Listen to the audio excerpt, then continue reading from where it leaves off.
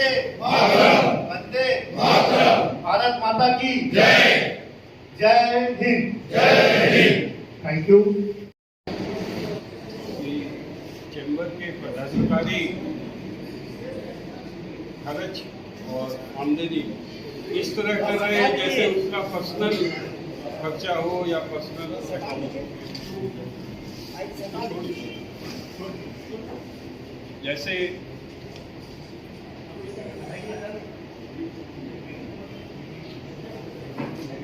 Chamber को इस साल आप लोगों ने दिखाया है 2 लाख कितना लॉस दिखाया, वर्किंग लॉस। एक तरफ आप लॉस दिखाते हैं और एक तरफ डोनेशन देते हैं। डोनेशन देने का अधिकार मेरी समझ में कालीगंज चैम्बर के कॉन्स्टिट्यूशन में नहीं है। अगर मैं गलत हूँ आई स्टैंड। आप डोनेशन लेने के अधिकारी हैं, देने के अधिकारी हैं कि किस क्लॉज में आप लोगों ने डोनेशन किया, इसका मेंबर्स बताया जाए।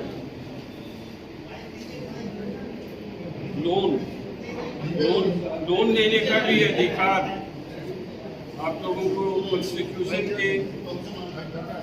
अरे इतनी पूछिए हाथ में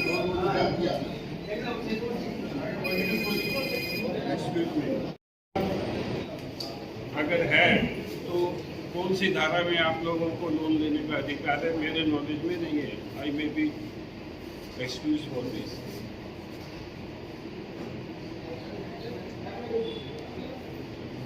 कई खर्चे हैं पिछले साल से, कोई डेढ़े हैं, कोई डबल है। प्रिंटिंग एंड स्टेशनरी, पैसा तो इस तरह बचाते हैं कि जैसे खर्च ही नहीं करना है प्रिंटिंग स्टेशनरी पर।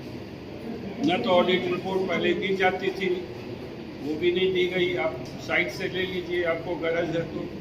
यहाँ भी कॉपी रखी जाती थी काउंटर पे, वो भी नहीं है। आप मांगने से फिर आप देंगे, नहीं तो रजिस्ट्रेशन काउंटर पर पीछे पहले रखी जाती है। डबल हो गया है। 90,000 प्रिंटिंग एंड स्टेशनरी में खर्चा किया आप लोगों ने। सर्कुलर बेचते ही नहीं है। पहले तो आई एम टॉकिंग अबाउट 15-20 बरस पहले तो कम से कम 2-3 किलो सर्कुलर जाता था। अभी 2-3 पीस भी सर्कुलर चैम्बर की तरफ से नहीं जाता है, मीटिंग छोड़ता है। अकाउंटिंग चार्जेस पिछले दान से डबल कर दिया गया। वॉल्यूम ऑफ वर्क ज़्यादा हो गया क्या? और लोन लिया है आप लोगों ने 10 लाख रुपए का लोन। ये थोड़ी सी समझ में नहीं आई कि लोन इतना लेने की क्या जरूरत पड़ी। कोई बहुत जरूरी खर्चा था या तो लोन लेते तो भी बात नहीं। एज आई अंडरस्टैंड की बिल्डिंग बनाने के लिए आपने लोन लिया। बिल्डिंग बनाने के लिए लोन की क्या जरूरत है? बिल्डिंग थोड़े दिन बाद 10% या 9% का 10 लाख का बर्डन लॉन्ग टर्म में लोन दिया। आप चैम्बर एक जगह तो लॉस में जा रही है, एक जगह आप लोन लेके बिल्डिंग बना रहे हैं। समझ के परे है। यही 2-4 बातें। आपको बोल दीजिए, 5-6 साल से बिल्डिंग का काम अधूरा पड़ा हुआ था और ऊपर से बिल्डिंग पानी चुने के कारण पूरी बिल्डिंग खराब हो रही थी। इस कारण हम लोगों ने बिल्डिंग को कंप्लीट कराना उचित समझा। हमारी एग्जीक्यूटिव ने डिसीजन लिया कि बिल्डिंग कंप्लीट कराना चाहिए। जो भी सोर्स से हम लोग करना है तो कंप्लीट करना है, नहीं तो पूरी बिल्डिंग नष्ट हो जाएगी। इसीलिए हम लोगों ने बिल्डिंग का काम कंप्लीट किया। बिल्डिंग का लीकेज जो है, मैं उनकी बात का जवाब देना। लीकेज जो है किसी भी कंसल्टेंट से आप सलाह,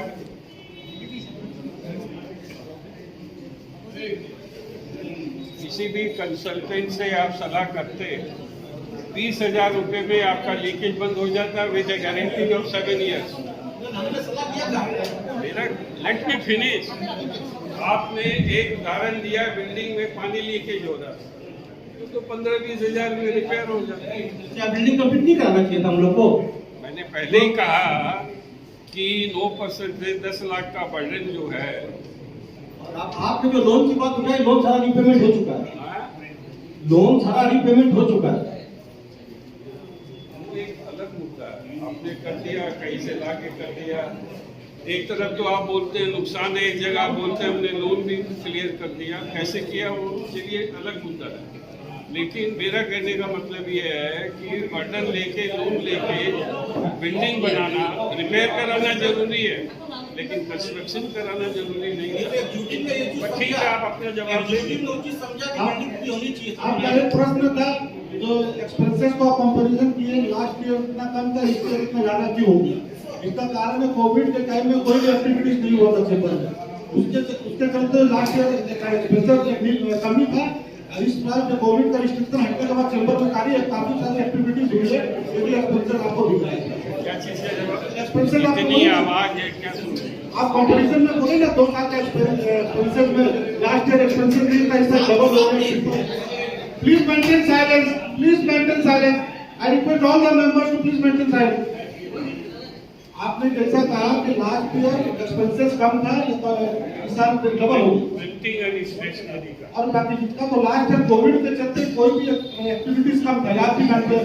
इस साल कोविड हटने के बाद एक्टिविटीज चेंबर में काफी बढ़ी है और यहाँ चेंबर एक्टिवली काम कर रही है। तो इस सब चीज करेगा, प्रिंटिंग एक्सपेंसेस जो भी सबको लगेगा, एक्टिवली आप काम कीजिएगा। अच्छा, कोविड के कारण डबल हो गया। कोविड के कारण कम था, मैं बोल रहा था कोविड के कारण पिछले बार एक्टिविटीज कम था, प्रिंटिंग हो चाहे कोई भी हो, उसको आप कंपेयर नहीं कर सकते। उसमें ऑनलाइन ही सारी चीज हो रहा था, रिस्ट्रिक्शन होने के कारण सब चीज ऑनलाइन ही हो रहा था। रही लोन की बात, वो टेम्पररी लोन ली गई थी, जिसको हम ऑफिस क्लियरेंस नहीं दी, मेरा कहना है वो कि पेड हो चुका है। are we authorized to take loan? If anything which is beneficial, let me finish. If anything which is beneficial and which the executive committee thinks, Executive cannot go you against. have elected Listen us. to me. Executive cannot go against the law of the Constitution. Where it is in the law that That is what I where it is say. written in the law that the building can't be constructed. If anywhere it is written that building can't be constructed, anything which is useful, which is productive for the chamber can't be done. You are putting question to me. I am putting question to you. You are saying where it is written. I am asking where it is not written. Reply, not you ask question to me. मैंने इसका ये कहा construction uncle हम लोग loan ले सकते हैं और हम लोगों ने ये टेम्पररी लोन लिया था क्योंकि हम लोगों को बिल्डिंग में कुछ प्रॉब्लम आ गई थी, उस समय फंड की शॉर्टेज थी। फिर हम लोगों ने इसे विदिन 1.5 मंथ हम लोगों ने उसको पेमेंट कर दिया है। हम सब एग्जीक्यूटिव मेंबर्स ने मिलकर। मेरा ये कहना है कि आप कहती हैं कॉन्स्टिट्यूशन अलाउ करता आपको लोन लेने। हाँ जी, बात खत्म। ठीक है। ये और कोई और डोनेशन के बारे में नहीं बताया। डोनेशन देने का अधिकार है क्या आप लोगों को? या कौन सी ये कॉन्स्टिट्यूशन? फर्स्ट टाइम नहीं हुआ, डोनेशन देने का ये फर्स्ट टाइम नहीं हुआ। डोनेशन हम लोग लेते आए हैं। नहीं, फर्स्ट टाइम और सेकंड टाइम की बात नहीं है। Are we authorise to give Of course, donation? yeah, authorized. Authorise. और लॉस होने पर भी डोनेशन। हम लोग पर्सनल लाइफ में नुकसान में चलते हैं तो डोनेशन देते हैं क्या? आपको 3 लाख का लॉस और आपने डोनेशन 3 लाख का दे दिया।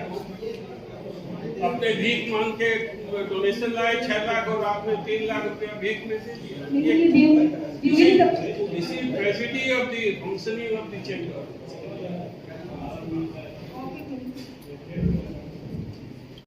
That details can be provided by the office. Actually, अभी नहीं है हम लोग के पास में। आपको जो चाहिए हम लोग प्रोवाइड कर देंगे। आप हमें बता दीजिए। It's a running expenses जो चल रहा है, अभी कंप्लीट नहीं हुआ, it's not yet completed. मोटामोटी अप्रॉक्स 15 तो बैलेंसिंग में आपको दिख सकता है। You have been back to see the figures. All the facts and figures are put in the balance sheet. अभी क्लोज नहीं हुआ, basic point we have to give it. Close नहीं हुआ, क्लोज हो जाएगा सब फिगर भी। আমাদের ফার্স্ট প্রেসিডেন্ট বললেন যে বিল্ডিং আমাদের লিকেজ ছিল, ঠিক আছে। লিকেজ ছিল, কনস্ট্রাকশন আধুরা ছিল, আধুরা কমপ্লিট করা হয়নি। লড়াই ছিল আর বিল্ডিং এক্সপেন্সেস কোনো এক্সপেন্সিভ নয়, এটা অ্যাসেট হচ্ছে। আমরা যেটা বলছি যে building is not an expensive. আমি সেম বিচার করি, সেটা অ্যাসেট হচ্ছে। আমার বক্তব্য আমি যা দেখলাম জুড়ে 21,54,000 সামথিং বিল্ডিংয়ে খরচা হয়েছে। তো গেস্ট হাউসটাতে অত টাকা খরচা করার চেম্বারের দরকার ছিল কি?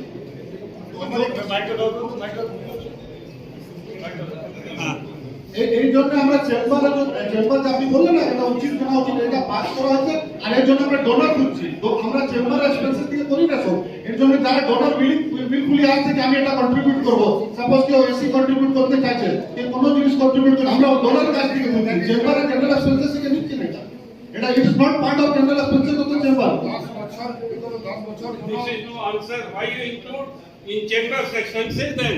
You do it privately. Why you show it? Why you show it? एक सेकंड मैं इसको क्लेरिफाई करता हूं उज्जवल दा आपने जो क्वेश्चन पूछा आपने একটা জিনিস কথা 10 বছর আমাদের গেস্ট হাউস কোনো ব্যবহার হয় গেস্ট হাউস বলি না একটা মিটিং করা আছে উপরে আমি বলে দিচ্ছি গেস্ট হাউস বলছেন না একটা মিটিং করা আছে বলছেন ऊपर जेका ऊपर का जो 2 तल्ला बिल्डिंग था जो पेंडिंग पड़ा हुआ था उसका काम किया गया है और उस काम के लिए मैक्सिमम डोनेशन से किया गया है जो पेंडिंग बीच में जो फंड का शॉर्टेज था उसको ओवरकम करने के लिए 1.5 महीने के लिए ब्रिज लोन लिया गया था जो संख्या से डोनेशन लाके उसको चुका दिया गया और उज्जवल दा ने एक क्वेश्चन पूछा कि टोटल एक्सपेंडिचर आज तक का कितना है दादा আপনাকে মানে এই উইক 7 ডেজ আমরা এক্সাক্ট ফিগার আপনাকে দিয়ে দেব কতটা খরচা লেগেছে ঠিক আছে একদম হেডওয়াইজ আপনি পেয়ে যাবেন সব ক্যালকুলেটেড আছে ওটা আপনি পেয়ে যাবেন एडमिशन फी में रखा 6,90,000 ये एडमिशन फी लेके ये आपका लाइफ मेंबरशिप के लिए बचा 6,90,000 का admission fee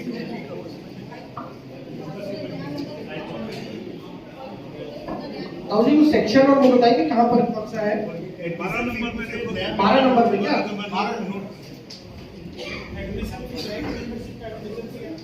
6,90,000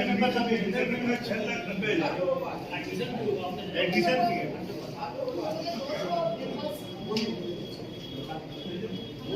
new members total 200 members हम लोगों ने बनाया था आपको रिटर्न मेंबर पे एडमिशन फी का इतना है क्या लाइफ मेंबर का इतना नहीं लाइफ मेंबर का नहीं that is only admission fee life member का नहीं लाइफ मेंबर का नहीं खाली एडमिशन फी इतना 6,90,000 क्योंकि 200 मेंबर्स बने थे कितना एडमिशन फी आता है एक मेंबर के लिए 5000 पर मेंबर है टोटल 200 5000